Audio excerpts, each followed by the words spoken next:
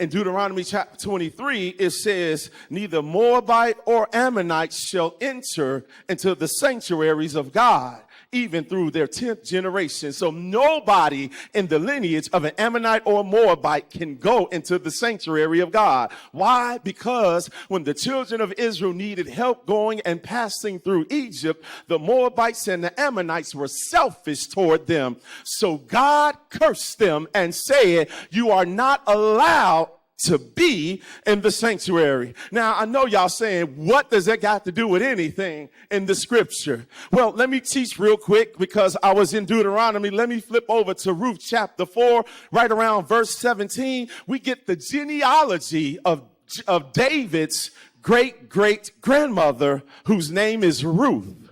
And the Bible tells us that Ruth is a Moabite.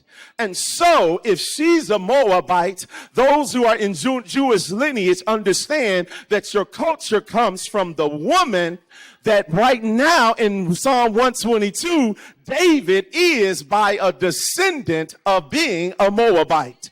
So it says that David had no business being in the sanctuary, because in Deuteronomy chapter 23, it says you're not allowed to go. But by the time we get to Psalm 122, David says, I was glad when they said, let us go. Are y'all feeling this thing?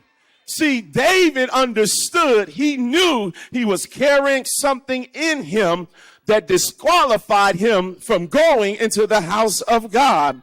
He knew that he had no business being in the house of God because of what he was carrying, what was on the inside of him. Can you imagine for a second going to a place where you think you are the problem? Listen, it was W.E.B. Du Bois in his seminal work, The Souls of Black Folks, that he penned this rhetorical question: how does it feel to be a problem in America? Listen, can I tell you that in America, black folks, we are still a problem. Listen, I can prove it to you because they'll legislate against you learning black history, but they will not legislate against gun laws even after a mass shooting.